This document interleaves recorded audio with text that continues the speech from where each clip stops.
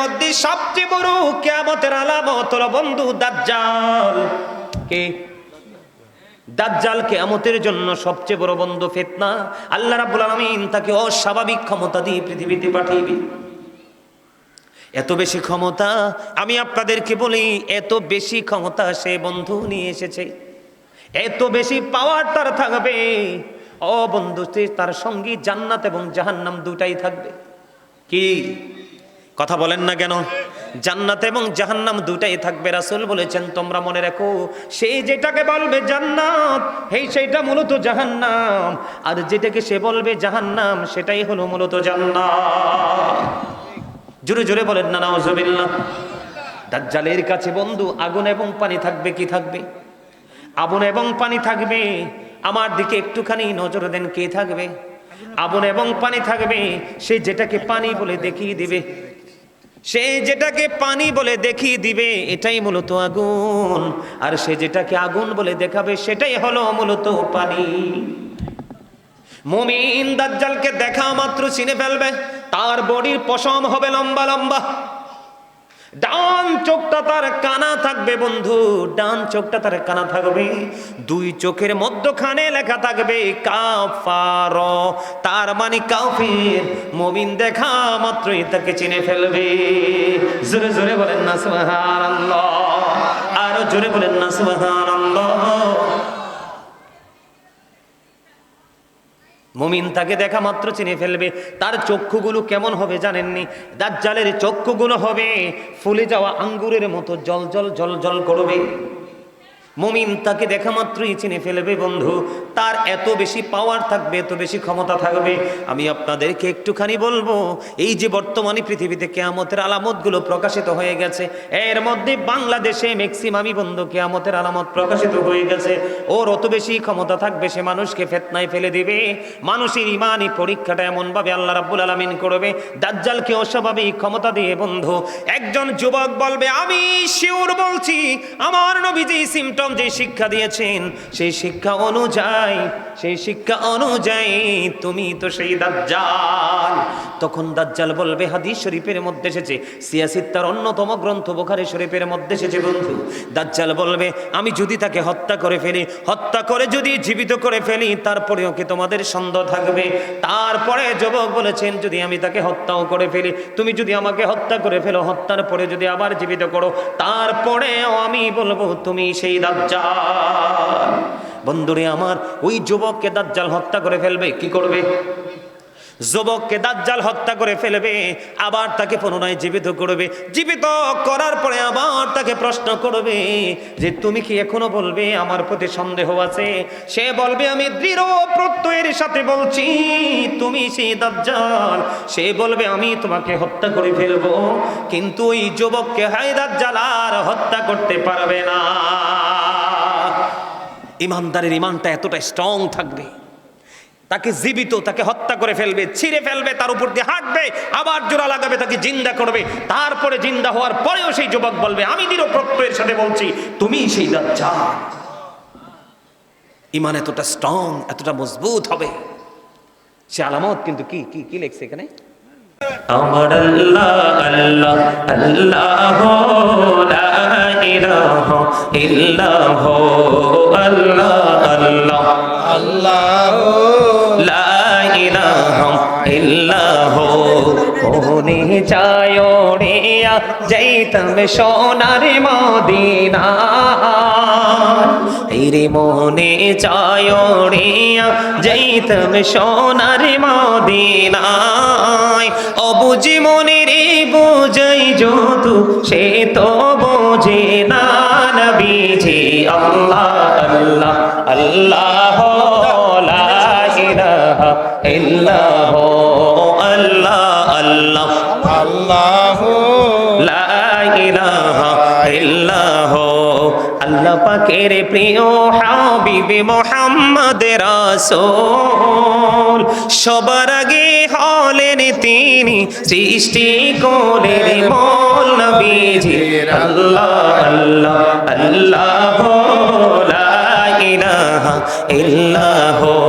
গুনাহগারের গহনা জড়ে দিদারে আপনার,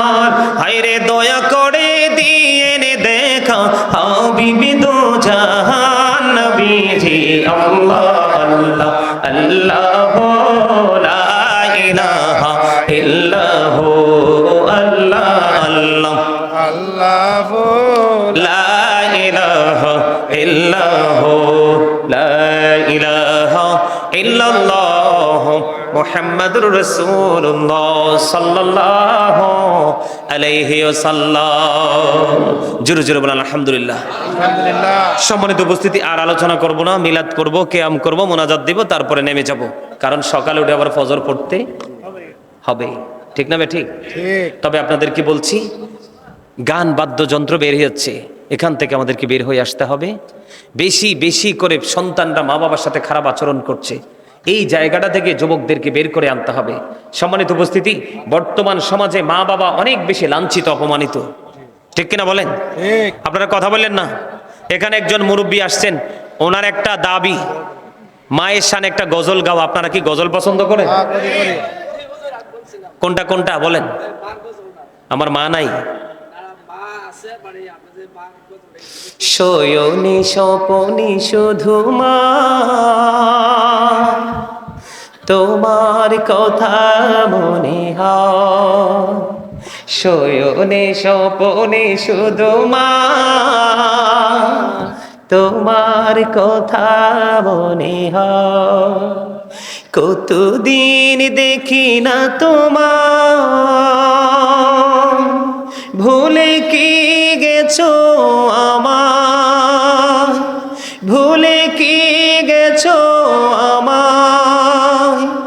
আদর সোহাগ মাগো আর কোথা পাবো, কার চলে আমি নিজেকে জড়াবো। আদর সোহাগ মাগো আর কোথা পাবো, কার চলে আমি নিজেকে জড়াবো। কার কাছে ধরবো মিছে বায়না, তোমার মতো কেহ নাই। শয়নি স্বপনে শুধু মা, তোমার কথা মনে হয়। আমার ভুবন জুড়ে শুধু দুঃখ জ্বালা, কে আর পড়াবে আমায় সুখের সীমা।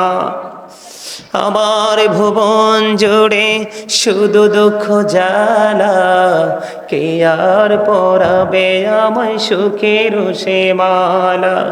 কপালে কে দেবে আর কাজলে রুটি, তুমি জেনে ধরাই। শয়নি স্বপনে শুধু মা, তোমার কথা মনে হয়।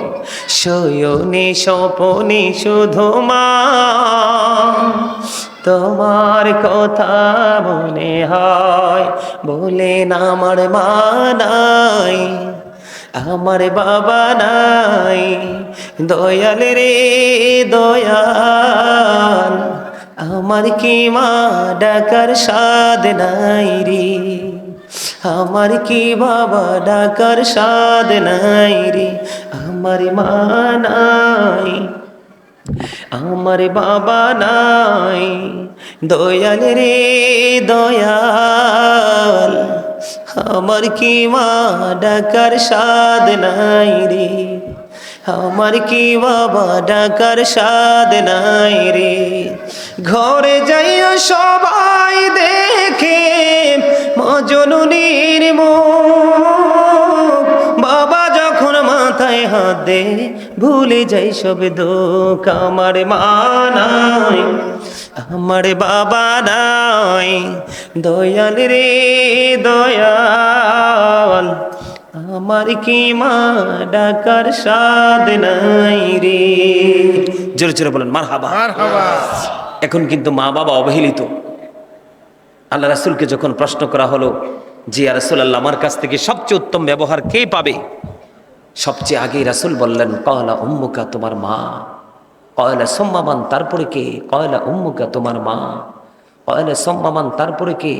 রাসূল বললেন, ক্বালা উম্মুকা, তোমার মা। রাসূলকে প্রশ্ন করা হলো, ক্বালা সুম্মা মান, তারপরে কে? রাসূল বললেন, ক্বালা আবুকা, তোমার বাবা। মায়ের দাম আছে না?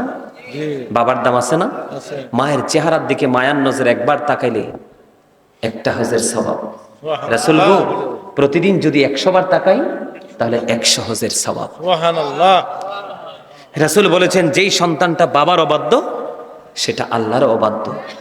যেই সন্তানের উপর বাবা নারাজ, সেই সন্তানের উপর আল্লাহও নারাজ। রাসূলকে গিয়ে এক ব্যক্তি প্রশ্ন করলেন, ইয়া রাসূলুল্লাহ, আমার বাবা আমার উপার্জিত সম্পদগুলো নিজের মতো করে খরচ করতে চায়। তখন আমার নবী ডাক দিয়ে বললেন, তুমি এবং তোমার সম্পদ দুইটাই তোমার বাবার। সুবহানাল্লাহ বলেন না কেন? বুঝেন নাই কথাটা? মানে তুমি তো আসছো তোমার সম্পদ তোমার বাবা নিজের মতো করে খরচ করে, কিন্তু নবী বলে দিলেন শুধু তোমার সম্পদ নয়, তুমিও তোমার বাবার সম্পদ। যেমনি ইচ্ছে এমনি তোমাকে তোমার বাবা কি করতে পারবে? তোমাকে কাজে লাগাতে পারবে, তুমি না করতে পারবে না। বাবা মা অমূল্য সম্পদ। আমরা সন্তান হিসেবে আমাদের প্রত্যেকের উচিত, we should obey our parents. আমাদের প্রত্যেকের উচিত আমাদের পিতামাতাকে মান্য করা, কারণ paradise of the child under the feet of the mother. মায়ের পায়ের নিচেই সন্তানের জান্নাত। ইন্নাল জান্নাতা তাহতা আকদামিল উম্মাহাতিকুম, তোমাদের মায়ের পায়ের নিচেই তোমাদের জান্নাত। আল্লাহ বলেছেন কি, ওয়াবিল ওয়ালিদাইনি ইহসানা। সম্মানিত উপস্থিতি, রাসূল বলেছেন হতভাগা সে, হতভাগা সে, হতভাগা সে। কে সেই হতভাগা? আমার নবী বললেন, ওই ব্যক্তি হতভাগা তার মা বাবা দুইজন বেঁচে আছে অথবা একজন বেঁচে আছে, তাদের সেবা করে যদি কোনো সন্তান জান্নাতি হতে না পারে, তাহলে তার চেয়ে বড় হতভাগা কপাল পরার কেউ না। মা বাবার কলেজায় আগুন দিও না। ও বন্ধু, ছোট্ট করে একটু হাদিস আপনাকে শুনে আলোচনাটা শেষ করব। যেহেতু মা বাবা প্রত্যেকটা পাড়ায় পাড়ায়, মহল্লায় মহল্লায়, বিশেষ করে অনেক বেশি শিক্ষিত ছেলেদের দ্বারা মা বাবা বেশি লাঞ্ছিত। কথা বলেন না কেন? গরিব এবং মধ্যবিত্ত পরিবারের সন্তান নিজে না খেয়ে মার জন্য বরাদ্দ করে, আর বড়লোক সন্তান শ্বশুর বাড়ি এবং বিবি নিয়ে বন্ধু ব্যস্ত থাকে। আমি আপনাদেরকে বলে দিতে চাই, মা বাবা এতটাই দামি। বনি ইসরাইলের 3 জন লোক সফরে বের হলো। সফর করতে করতে করতে করতে বন্ধু রাত্র হয়ে গেল। রাত্র যখন হয়ে গেল, তারা পাহাড়ের পদদেশে গুহার মধ্যে ঢুকলো। ঢোকার পরে হঠাৎ করে পাহাড়ের উপর থেকে বন্ধু বিশাল বড় একটা পাথর ধসে পড়লো। এটা এত বড় পাথর, হাদিস শরীফের মধ্যে এসেছে পৃথিবীর কারো কোনো ক্ষমতা নাই পাথরটা সরাইবার। এবার 3 জন লোক, কয়জন? 3 জন মনে মনে চিন্তা করতেছে, কি করব গো, এখন কি করব? এই পাথর তো কেউ সরাতে পারবে না এখান থেকে আল্লাহর কুদরত ছাড়া। এবার 3 জন মিলে পরামর্শ করলেন, আমার দিকে তাকান। 3 জন মিলে পরামর্শ করলেন যে আমাদের জীবনে কোন কোন গুরুত্বপূর্ণ আমল আমরা করেছিলাম আল্লাহকে খুশি করার জন্য, ওই আমলের উসিলা দিয়ে আল্লাহর কাছে আমরা দরখাস্ত করব, আল্লাহ যেন আমাদেরকে বিপদ থেকে মুক্ত করে দেয়। প্রথম ব্যক্তি যিনি, উনি ছিলেন একজন কাঠুরে। উনি কাঠ কাটতেন। বন্ধু বুখারী এবং মুসলিম শরীফের মধ্যে এসেছে হাদিস খানা। হাদিসের রাবি হলেন হযরত আবু হুরায়রা রাদিয়াল্লাহু তাআলা আনহু। প্রথম ব্যক্তি মনে মনে চিন্তা করলেন, আমার জীবনে তিনি ছিলেন কাঠুরিয়া। সকালবেলা বাগানে যেতেন, কাঠ কাটতেন। কাঠ কেটে ওখান থেকে কাঠগুলো কুড়িয়ে নিয়ে বন্ধু বিক্রি করে ওখান থেকে তিনি আহার জোগাতেন। একদিন তিনি কি করলেন, কাঠ কাটতে গিয়ে দেরি হয়ে গেল।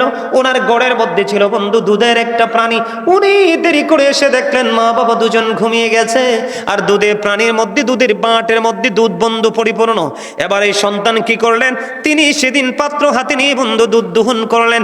দুধ দহন করতে করতে করতে করতে করতে করতে পুরোপুরি দুধটা দহন করলো। পুরোপুরি দুধটা দহন করার পরে, দুধটা যখন দহন করা শেষ হলো, ওই কাঠুরিয়ার সন্তান পায়ে জড়িয়ে ধরে ধরে বলছে, বাবা গো, ও বাবা, তুমি যে দুধ দহন করেছো, এখান থেকে আমাদেরকে একটু দুধ পান করে দাও। এবার ওই কাঠুরিয়া ডেকে ডেকে বললেন, সন্তান, তোমরা যদি আমার উরুষের সন্তান, তোমরা কখনোই আমার মা বাবার চাইতে দামি নও। বারবার পায়ে জড়িয়ে ধরছে, বাবা গো, দুধ দাও না বাবা, একটু দুধ পান করবো, তুমি দেরি করে এসেছো। বাবা বললেন, না না, যতক্ষণ না পর্যন্ত আমি আমার মা বাবাকে দুধ খাওয়াতে না পারবো, ততক্ষণ আমি তোমাদেরকে দুধ খাওয়াতে পারবো না। বন্ধু সন্তান অনুরোধ করলো, নয় বিনয় করলো। ওই কাঠুরিয়ার মন গলল না। বাবা মা যেই ঘরের মধ্যে শুইলেন, দরজার মধ্যে বন্ধু দুধের পাত্র হাতে নিয়ে দাঁড়িয়ে আছে। সকাল যখন ফজর হলো, যখন শুনতে পেলেন আসসালাতু খায়রুম মিনান নাওম, যখন তিনি শব্দ পেলেন, বাবার ঘুম ভেঙে গেল। ঘুম যখন ভেঙে গেল, ঘুম ভেঙে যাওয়ার পরে মা বাবা যখন বন্ধু হাত মুখ ধুয়ে ফ্রেশ হলো, এবার ওই কাঠুরিয়া মা বাবাকে দুধ পান করালেন। আজকে এই সন্তান কোথায়? পাহাড়ের ভিতরে। কোথায়? বন্ধু তোমরা জানো না, যেই সন্তানের মা নাই রে, যার বাবা নাই, পৃথিবীতে তার আপন বলতে কেহ নাই। এই সন্তানের মতো অসহায় দেখবেন সন্তান কখন খায়, কখন সন্তানের পোশাকটা কোথায় রাখা দরকার, প্রত্যেকটা বন্ধু আলাদা আলাদা ভাবে মা বাবা গুছিয়ে রাখে। পৃথিবীতে এমন গোছানো মানুষ আর একটাও নাই। মা বাবা যার নাই তার মতো অসহায় কেউ নাই রে বন্ধু। এবার ওই সন্তানটা আজকে বিপদে পড়ে গেল। আল্লাহ রাব্বুল আলামিনকে ডাক দিয়ে বললেন, মনিব, মনিব, আমি তোমার কাছে একটা দরখাস্ত দেই গো মনিব, আজকে বড় বিপদে পড়েছি। ওই দিন যে আমি মায়ের দরজার কিনারায় সারাটা রাত আমি দুধের পাত্রটা হাতে নিয়ে দাঁড়িয়েছিলাম, মনিব, মা বাবাকে খুশি করার জন্য নয়। তুমি না বলেছো বিল ওয়ালিদাইনি ইহসানা, মা বাবার সাথে সব সময় ভালো আচরণ করতে, আমি তোমাকে খুশি করার জন্য সারাটা রাত আমি দুধের পাত্র নিয়ে দাঁড়িয়েছিলাম রে মনিব। ওই দিনের আমল যদি তুমি কবুল করে থাকো গো, তাহলে আজকের এই বিপদ থেকে তুমি আমাকে উদ্ধার করো। বন্ধুরে আমার, এই যুবকের দল, এই চিতপুরের যুবক, আমার ভাই, আমার বাবারা, আমার মা বোনদের কি বলবো, হৃদয় খুলে শোনো। এবার কি করলেন বন্ধু, হাদিস শরীফ প্রমাণ করেছে তার দরখাস্ত দেওয়া শেষ হইতে দেরি।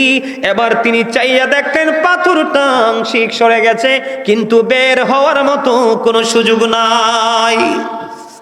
সুবহানাল্লাহ বলবেন না? সুবহানাল্লাহ। পাথরটা অটোমেটিক্যালি একটুখানি সরে গেছে, কিন্তু হাদিস শরীফের মধ্যে রাসূল বলেছেন কিন্তু বের হওয়ার মতো পরিবেশ। বন্ধুরে আমার, দ্বিতীয় ব্যক্তি, বর্তমানে যুবকরা মেয়েরা রাস্তা দিয়ে চলে যেতে লাগলে তাদের কি ফ্রিজিং করে কি করে না? মেয়েরা কিন্তু তাদের সাথে সময় দিতে চায় না, তাদের দুষ্টামির সাথে অংশ নিতে চায় না, কিন্তু ছেলেরা মেয়েদেরকে উত্তপ্ত করে। যুবক এই হাদিস থেকে শোনো, 2 নাম্বার ব্যক্তি, তার জীবনে একটা আমল ছিল, সে সম্পর্কে চাচাতো বোন হতো, সে তাকে ভালোবাসতো, সে তার শারীরিক মিলনের জন্য অনেকবার চেষ্টা করেছে, কাছে চেয়েছে বন্ধু। এবার কি করলেন, দুর্ভিক্ষ সময়, একটা সময় দুর্ভিক্ষ শুরু হয়ে গেল, মেয়েটার বাবা মা তার কাছে নাই। এবার কি করলেন, ওই যুবক 2 নম্বর ব্যক্তি তার এই চাচাতো বোনকে 200 দিরহাম দিলেন। কত? 200 দিরহাম দিলেন। মেয়েটাকে তার কাছে গেলেন, একেবারে মেয়েটার কাছাকাছি যখন চলে গেল, মেয়েটা একটা ডাক দিয়ে বলল, তুমি আল্লাহকে ভয় করো, আমার দিকে আর একটা সেকেন্ডও তুমি এগিয়ে এসো না, কারণ আমার সতীত্ব রক্ষা করা আমার দায়িত্ব। যিনি আমাকে বউ করে ঘরে নিয়ে যাবে, যিনি আমার স্বামী হবে। বন্ধু, যুবকটা সঙ্গে সঙ্গে মেয়েটাকে ছেড়ে অনেক দূরে চলে গেল এবং 200 দিরহাম দিয়েছে, 200 দিরহামের দাবি পর্যন্ত ছেড়ে দেয়। জোরে জোরে বলেন না সুবহানাল্লাহ। আল্লাহ রাব্বুল আলামিনকে ডাক দিয়ে বললেন, মনিব, ওই দিন যে কাজটা করেছিলাম, ওই অন্যায় কাজটার কাছে গিয়েও দূরে চলে এসেছিলাম শুধুমাত্র তোমাকে খুশি করার জন্য গো মনিব। মনিব গো, আজকে বিপদ থেকে ওই দিনের কর্মের উসিলায় তুমি মুক্ত করে দাও। বন্ধু, দোয়া শেষ হইতে দেরি, চাইয়া দেখে রে পাথরটা আরো একটুখানি সরে যায়। 2 জনের দোয়া মঞ্জুর হয়ে গেছে। তৃতীয় জন ছিলেন বন্ধু একজন প্রভাবশালী ধনাঢ্য ব্যক্তি। তার কর্মটা ছিল এমন, আমাদের দেশে আমরা কাজের লোক দিয়ে কাজ করাই না, এখন অগ্রহণ মাস পাকা ধান কাটাই কিনা, কথা বলে না। একটা এক্সাম্পল দিলাম, আমরা কৃষক রাখি কি রাখি না? বন্ধুরে আমার, 3 নাম্বার ব্যক্তিটা হলো, সে যখন একজন কৃষককে দিয়ে কাজ করিয়েছিলেন, একজন কৃষক তার কাছ থেকে মজুরি না নিয়ে চলে গেল। দিন চলে গেল, রাত্র চলে গেল, অনেক সময় পার হয়ে গেল। পার হয়ে যাওয়ার পরে হঠাৎ করে একদিন এই কৃষক তার কাছে ফিরে আসলো। এবার ডাক দিয়ে বলল, আপনি আমার মনিব, ওই দিন যে কাজ করেছিলাম আপনার কাছে আমার ওই মজুরিটা বাকি রয়ে গেছে। এবার মালিক তাকে চিনতে পারলো, চিনে তাকে ডাক দিয়ে বললেন, তুমি মাঠের দিকে নজর দাও। মাঠের দিকে নজর দিয়ে চাইয়া দেখো, ওই মাটির মধ্যে যতগুলো ওট দেখা যায়, যতগুলো বকরি দেখা যায়, যতগুলো ভেড়া দেখা যায়, সবগুলো তোমার। এটা কেমন করে সম্ভব? তিনি বলতেছেন, যেদিন তুমি আমার কাছে তোমার মজুরিটা রেখে গিয়েছিলে, সেদিন এটা আমি ইনভেস্ট করেছিলাম। তার প্রমাণ হলো, আপনি যখন একটা গরুর ছোট্ট বাচ্চা কিনবেন, পরিপূর্ণ হবে, যখন তাকে বন্ধু তারপরে সে মা হবে, এরপরে আরেকটা হবে, আরেকটা হবে, এই করে করে আপনার ঘরটা কি হয়ে যায়, পরিপূর্ণ হয়ে যায়। তেমনি ভাবে ওই রাখালকে বলতেছেন, তুমি যেই দিন আমার কাছে মজুরিটা রেখে চলে গিয়েছিলে, সেই দিন আমি তোমার এই মজুরিটা ইনভেস্ট করেছিলাম। বাড়তে বাড়তে বাড়তে বাড়তে বাড়তে বাড়তে আজকে মাঠটা ফিল আপ হয়ে গেছে। তার মানে সবগুলো তোমার এখানে আমার কোনো বিন্দু পরিমাণ হক নেই। ওই তৃতীয় ব্যক্তি আল্লাহ রাব্বুল আলামিনকে ডাক দিয়ে বললেন, এই পাহাড়ের গুহার ভিতর থেকে মনিব, সেই দিন যে ওই শ্রমিকের মজুরিটা আমি 100% পরিপূর্ণভাবে তাকে ফিরিয়ে দিয়েছিলাম, এটা একমাত্র তোমাকে রাজি করার জন্য, খুশি করার জন্য। ওই দিনে ওই আমল যদি তুমি পছন্দ করে থাকো, তাহলে আজকে আমাকে বিপদ থেকে তুমি উদ্ধার করো। বন্ধুরে, দোয়া শেষ হইতে দেরি রে, পাথরটা পুরোপুরি দরজা থেকে সরে যায়।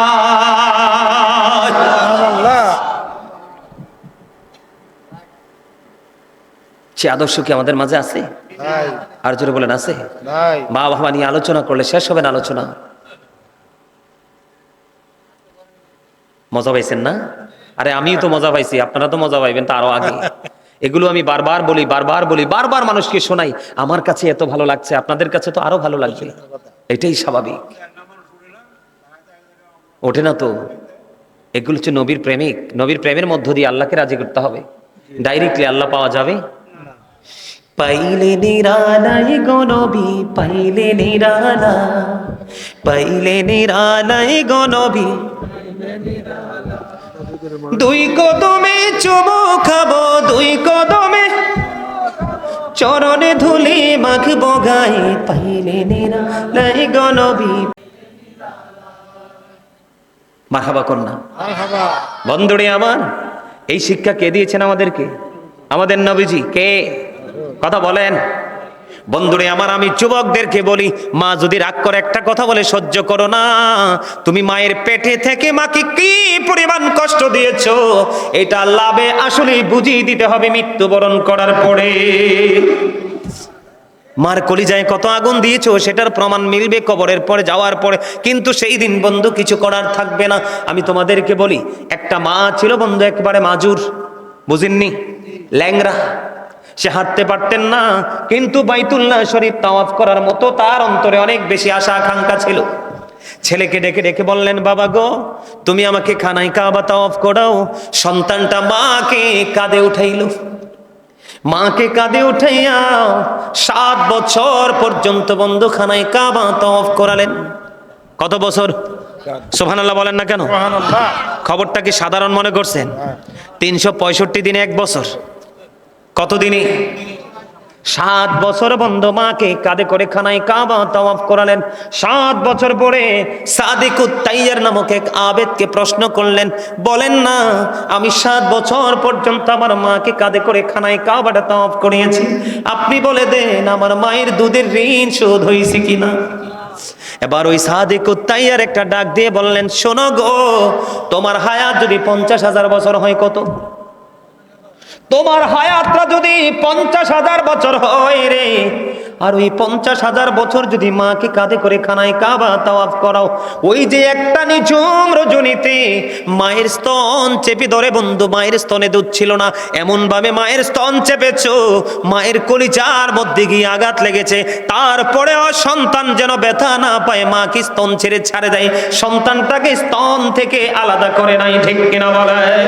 ওই সাদেকুত তাইয়ার নামক আবেদ একটা ডাক দিয়ে বলল, তোমার জীবনে যদি 50,000 বছর যদি তুমি হায়াত পাও, তুমি যদি 50,000 বছর যদি মাকে কাঁধে করে চড়াও, তারপরেও তোমার ওই একটা রজনীতে মায়ের স্তন চেপে ধরে দুধ পান করেছো, একটা রাত্রের দুধের ঋণ তুমি শোধ করতে পারবা না। মায়ে তো দামি, আপনারা জানেন না তো। আমার জীবনে আমার মনে হয় একটা মেয়েও এত বেশি কাজ করে না, আমি আমার মাকে এত বেশি হেল্প করেছি। আমি এখনো আমার মায়ের চেহারাটা কালো দেখলে আমার মনে হয় গোটা পৃথিবীটা অন্ধকার হয়ে গেছে।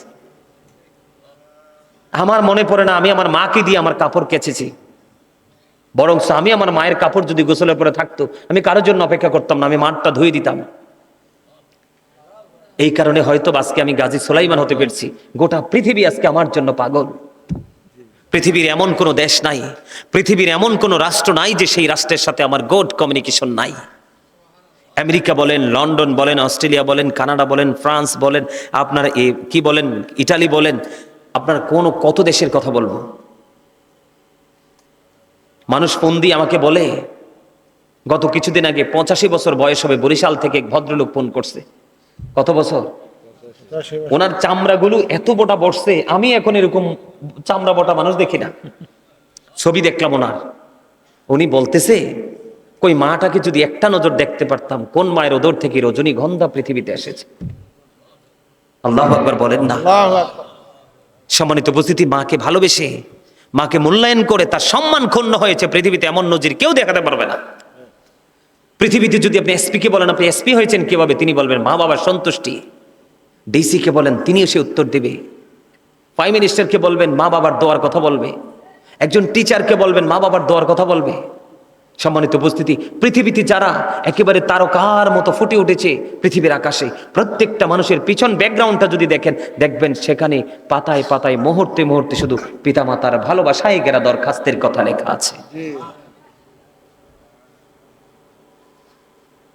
পৃথিবীর অবস্থাটা প্রতিকূলে, এই জন্য আমি ভাবছি যে আজকে কিয়ামতের আলামত নিয়ে একটু আলোচনা করব।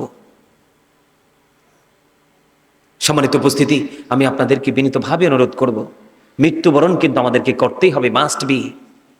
বাঁচার কি কোনো সুযোগ আছে? আরো জোরে বলেন। মৃত্যুকে একটু ভয় করেন। পাপী লোকের আত্মাটা যখন বের করতে আসবে ফেরেশতা, আসার সময় আল্লাহর কুদরত থেকে চট নিয়ে আসবে। কি চট চিনেন? চট, বেতের পাতলা চট, সালার চট চিনেন? চট নিয়ে আসবে। হুজুর কেন? পাপী লোকের আত্মাটা যখন বের করা হবে, এই আত্মাটা থেকে এত বেশি দুর্গন্ধ বের হবে, এই দুর্গন্ধটা এত বেশি হিংস্র হবে, গোটা পৃথিবীর যত প্রাণী আছে সবগুলো মরার পরে যদি একখানে স্তূপ করে রাখা হয়, ওই স্তূপে সবগুলো একত্রে পৌঁছার পরে যে দুর্গন্ধটা বের হবে, সেই দুর্গন্ধের চাইতেও ভয়ঙ্কর হবে একটা পাপী লোকের আত্মার দুর্গন্ধ। নাউজুবিল্লাহ বলেন। সম্মানিত উপস্থিতি, এখনকার মানুষগুলো কিন্তু ভয়ঙ্কর পথের দিকে হাঁটছে। ইসলাম যে রাস্তা দেখিয়েছে সেই রাস্তাটাকে ওভারটেক করে সে নিজের মতো করে রাস্তা তৈরি করে হাঁটছে। আর এটাই হলো আমরা ইমানদার হিসেবে আমাদের জন্য সবচেয়ে বড় গজব। আপনাদেরকে আমি বলি, যদি আবার কখনো কোথাও দেখা হয়, লম্বা সময় নিয়ে আসবো, বড় আলোচনা আপনাদেরকে শোনাবো। তবে তার আগে আপনাদেরকে আমি একটা কথা বলবো, মানতে পারবেন কিনা জানি না। আল্লাহ রাসূল বলেছেন, তোমরা তোমাদের সন্তানের দায়িত্বটা যথাযথভাবে পালন করো।